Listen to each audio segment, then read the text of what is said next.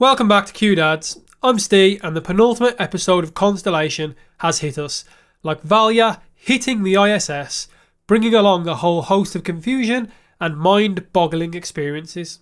This episode is a difficult one to keep up with, as we switch realities more times than I can count, and clearly, as the title suggests, we're well and truly through the looking glass now. And not only that, but we get some shocking twists, the end of a reality, and a nice reference to the Schrodinger's cat experiment. Don't forget to subscribe if you've been enjoying our breakdowns, as you don't want to miss our final thoughts next week. This episode starts with almost the events of episode 1, as Joe sees both Red and Blue Alice at the same time. Both Blue Alice and Joe realise they aren't from the same reality, but make a deal to push through and make it work. As the police are on the way, Harry admits that the same thing happened to him, and although he doesn't go into detail, this plants the seed for future episodes.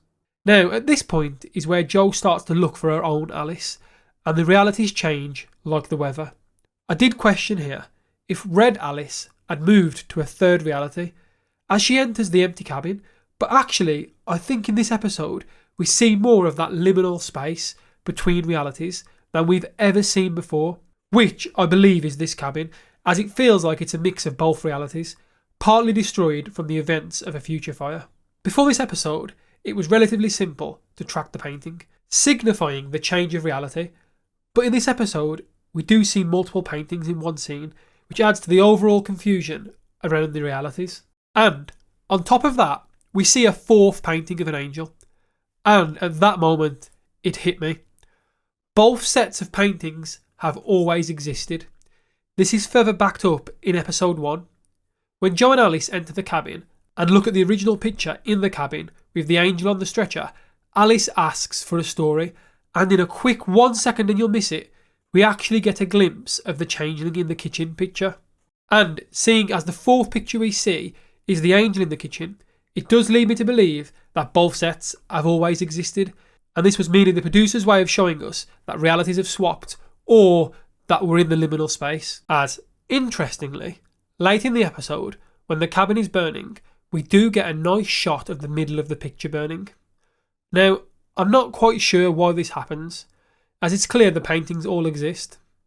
I'm thinking this is just the writers showing us we're done with this part of the story now, and the cabin scenes are essentially over, seeing as this episode is the first time the story moved past the events of episode 3, the ending of episode 3 lining up with Jo and Blue Alice going to find Red Alice, with Blue Alice saying Jo isn't her mum.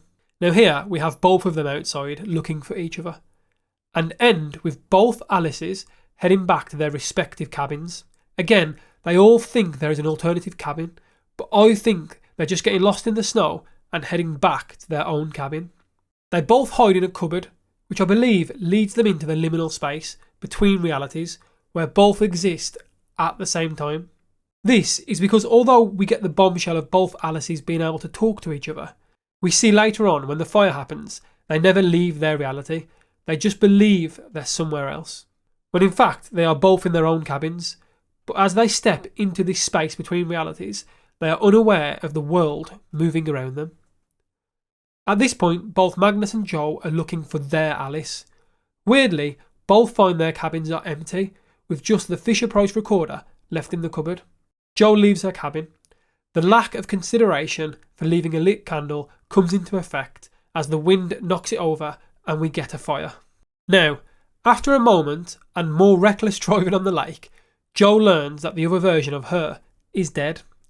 This makes her realise the cabin is on fire and she heads back to save Alice. Now, as Jo enters the burning blue cabin from the blue reality, the one with the cow, she enters into a third cabin, otherwise known as the liminal space. This is where we get a lovely reference to Schrodinger's cat, with both a dead and a live cat existing at the same time. Great reference, I thought.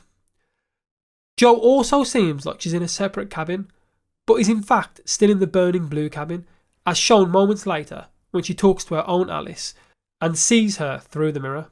Just back to what I mentioned earlier, the scenes where she enters the on fire, not on fire cabin shows both pictures clearly on two different walls. We are now hit with the twist of the show. As the group continue to search for Blue Alice, Henry searches for the cow, But as he seems to struggle with his mind, he heads towards the cabin, haunted by the sounds of Bud.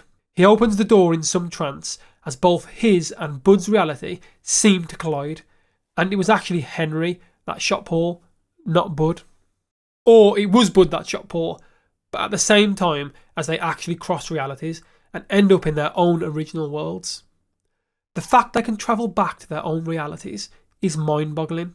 Now, the crossing of realities. As I've mentioned previously, I think the key to the events are death. Henry mentions in this episode how during his mission there was a decompression and the rest of his crew die. Then, moments later, his crew are alive. This being the first time Bud and Henry switched, as we've often speculated that Bud really should have been in Reality 1 with Blue Alice. We then have the switch of Irene and Valia, which obviously happens at the death of Valia. I believe Irene and Valia are the same person, like how Bud and Henry are. Then Paul and Joe switch, with one of them dying in each world. So, once again, I think death has led to the switch of Bud and Henry.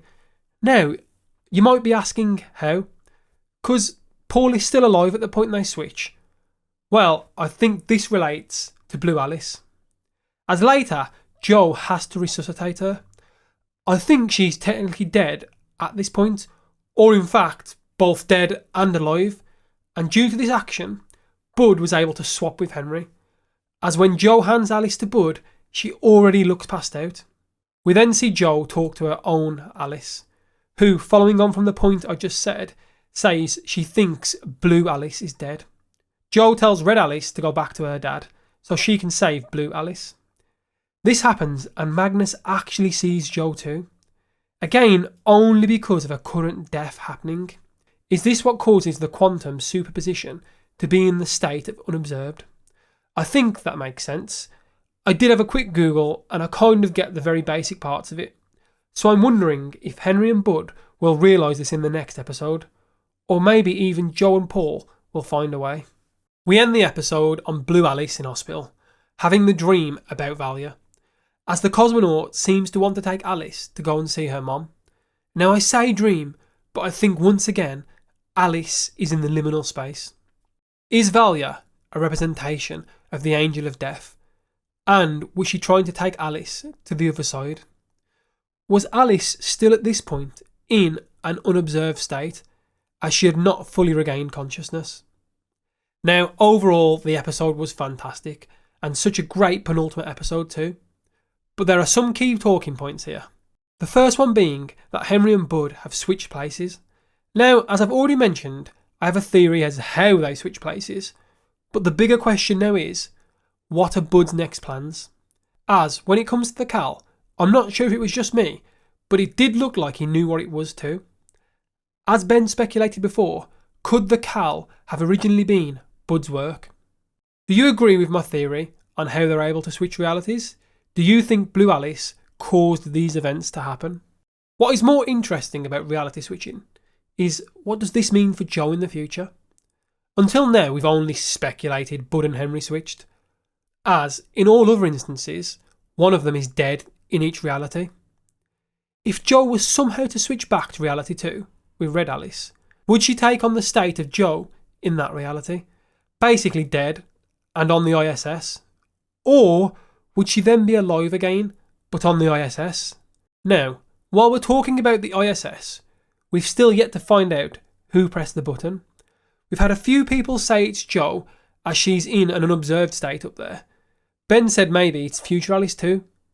I do now think it could be Joe, and here's why. Throughout the episode, I've not really understood how the timeline is happening. When both Alices enter their respective cupboards, Blue Alice mentions they are locked in. Later in the episode, when Magnus and Joe enter the cabins, they open the door and only the recorder is there. So I'm thinking some kind of weird time phenomenon is also happening. As Red Alice, when Joe first finds her, says, "What took you so long?" implying she'd been locked in there a while. And when Joe finds Red Alice in episode 1, she's dressed and looks exactly the same as she does in episode 7. So does that mean the only way she got out was when Joe opened the door? Again, maybe you guys in the comments can help me piece out the timeline a bit. because I'm not sure how Red Alice gets out of the cabin and is able to speak to Joe at the end when she was locked in. I guess Joe opening the door in one could have opened the door in the other. Maybe I'm just clutching at straws, but I'm just trying to understand how the ISS capsule gets released. And also, if we touch on the fire for a moment, is this a symbol that the realities are now starting to be completely separate again? As Joe says her goodbye to Red Alice, and also the Cal is just left in the snow. Does this bring us now to an observed state for the cabin? As it seems the cabin had a lot of entanglement between two realities. I think this is almost alluding to the ending of the show. I think based on my previous theories, Joe from Red Alice's reality will return to her reality, press the button and then die, allowing Blue Alice's Joe to return. The only spanner in this theory is Paul. I'm not even sure what's going to happen with him. We also need to mention the paintings. Oh, the paintings.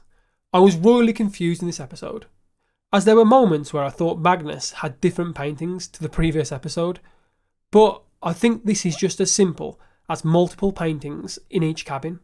And as already mentioned, with the showing of a fourth image completing the set, I think they were mainly just there to show us what reality we were in. Although it does feel like a lot of emphasis was placed on them throughout each episode. This episode even had a scene where only the middle of the painting was burning. Again, I feel like it's trying to tell us something, especially as this is the first time we're actually seeing the paintings completely. In the other episodes, the boy holding the stretcher who is staring at the viewer was always blurry for some reason, which led me to think he was also looking down. However, I now think this is another representation of quantum superposition, with one observing and one not, hence why the pictures change. I'm not entirely sure, but I think we've come to an end of the pictures now. I just hope something is explained about them in the next episode. Which finally leads me on to the description of the final episode. Season final. Joe is taken to an astronaut rehabilitation clinic where the truth is revealed. Now Ben has always jokingly said maybe this is all in Joe's mind and will end the season with her in therapy. When they say the truth is revealed, could it actually be what Ben has predicted? Could the producers be playing with us? I'd like to think not. And I finally think we're about to hear Irene's story, as clearly Henry already knew about it. So, going into the final, the big questions we have are, first, who is the person that saved both Joe and Paul on the ISS? And secondly, why is Alice able to peer into other realities when she wasn't involved with space? Yeah, I know people have said because she saw the experiment, but as I've mentioned before, so did others on the ISS. Questions to you then, guys. Do you think we have some kind of time manipulation going on? Do you think Paul is going to die? And finally, and most importantly, what do you think is going to happen in the final episode next week?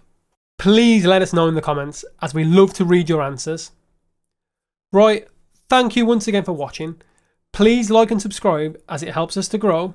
We're going to be out the frying pan and into the fire this week, as Three Body Problem drops the day after episode 7 aired. So look for our breakdown on this, as clearly Ben and I will need to keep our thinking caps on. So, as always, catch you next time with something new.